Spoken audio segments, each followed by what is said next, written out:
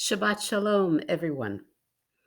This week's Torah portion begins the story of Abraham, and it begins quite suddenly.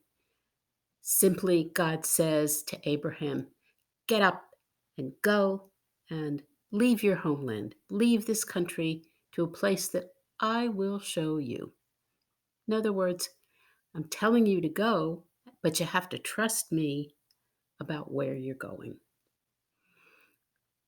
And it begins so suddenly that much of our tradition about this portion focuses on why Abraham. What do we know about Abraham?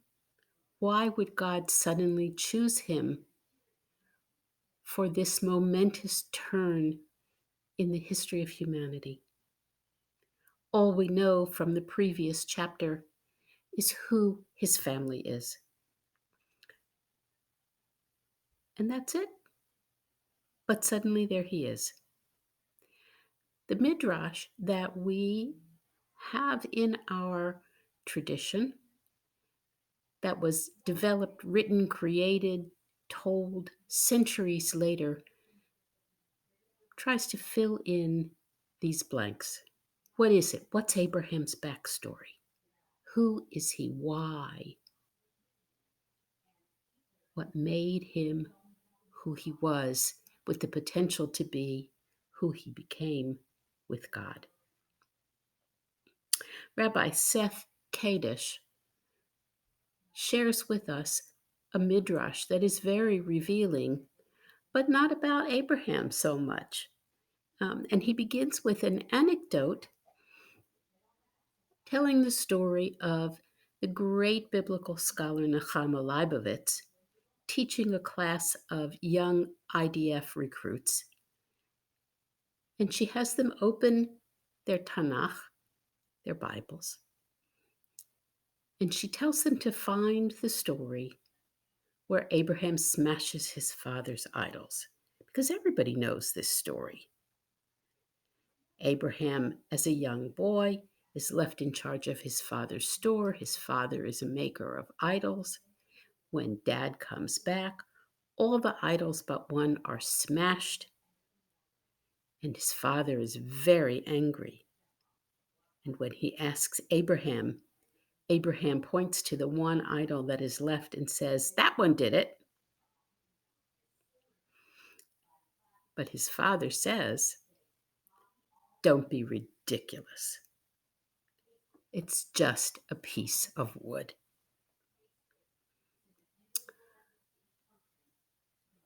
It's a surprise to so many of us that story is not in the Tanakh. It's a midrash. And midrash serves the great purpose of filling in, of interpreting, of providing a way to add layers and layers of meaning to what we see in the Torah itself. It is reading between the lines, between each and every letter. It's very powerful, and it is an enormous part of our tradition. And the midrashic literature about Abraham is just huge. Well, we focus a lot on Abraham. And Rabbi Kadish uses another midrash to direct our focus not only on who Abraham might be, but who is this God?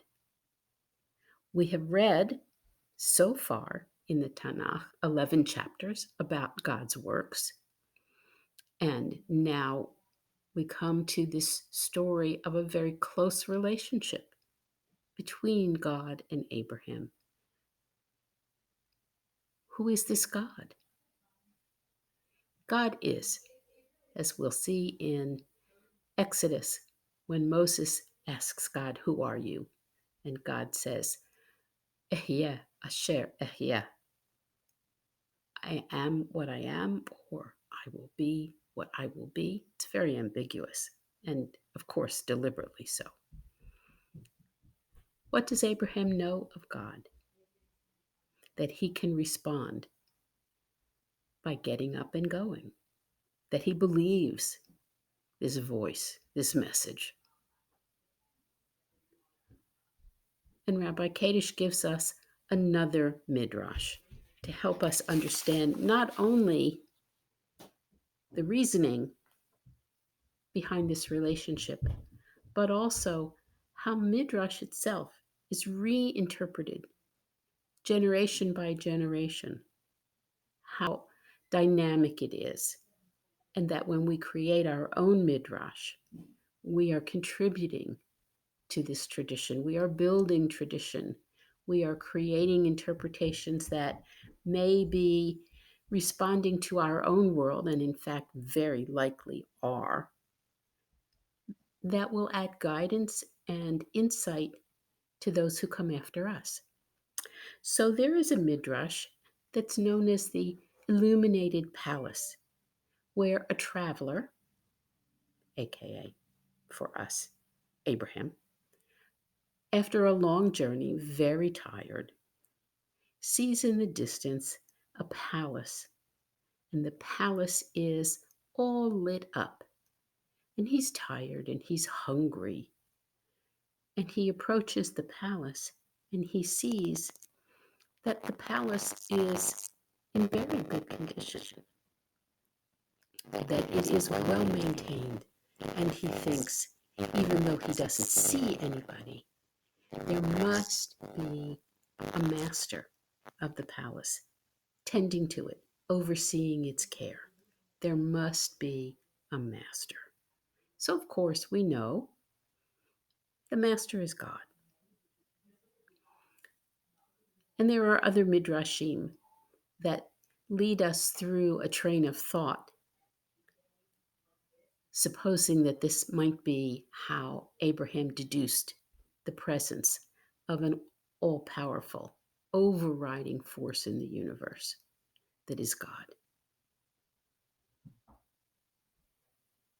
So that's the ancient midrash. How do we interpret that midrash? In the medieval period, particularly with great thinkers like Maimonides, who are very strongly influenced by rationalists, classical rationalists like Aristotle. We see that this master is responsible for all the workings of the world, that the palace is a parable about the workings of the world. And for medieval rationalists like Maimonides, that master, God, has to be totally in charge and is a logical concept and a logical reality. There must be something that began, that created, a first cause in Aristotelian terms. And so the existence of God is a scientific fact. But later on, later thinkers begin to question that objective reality and that kind of scientific thinking. And Rabbi Kadish gives us as an example Chasdai Crescus, who lived several centuries later. And in his view, when Abraham sees this palace all lit up, he says, there's a relationship here. It's not that there is a master, but the master is in relationship to the world, to his property, caring for it. And Abraham is able to experience that reality, that caring, that involvement of relationship, and the notion that it's not the objective reality of God that matters, that we should be thinking about, but what is the relationship between God and us?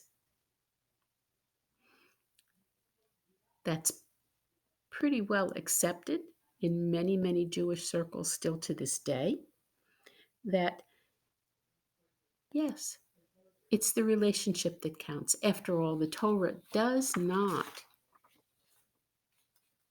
discuss the existence of God. It is a given. You don't have to debate. You don't have to analyze. You don't have to work your way back to first causes. God is. And this is what Abraham discovers when he comes upon this metaphorical palace, this possibility of relationship. And when God speaks to Abraham in the Torah, God initiates a relationship, that this is what it's all about.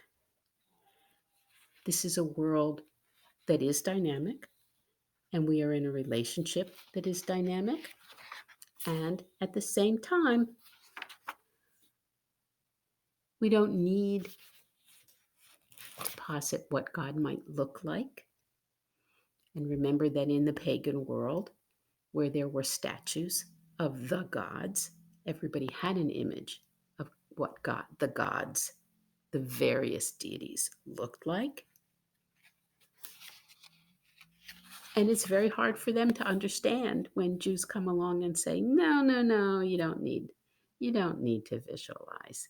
You just need to feel the relationship, and you need to listen and follow through. So the real question is not whether or not God exists, but what is our relationship with God? That God is not an objective concept, but a dynamic force. And this is Crescus, Haste Crescus, and his major work is called Or Hashem. So you can read him as well. And this is a personality, if you will, that God has that is capable of compassion and love as well as power. And this is what matters. This is what matters. Rabbi Kadish gives us a third possibility, a later possibility, that science and religion or faith are different things that exist on different planes. They're not in conflict with each other. They're just different, and we approach them differently, and we think about them differently. It's like, as I like to say, it's like looking in the windows of a house. You look in one window, you see one room. You look in another window, you see another room. It's still the same house, but you do have different views of what it is and what its functions are. But you have to recognize that, in fact, you're not seeing the whole thing, and no one human being sees the whole picture at a time.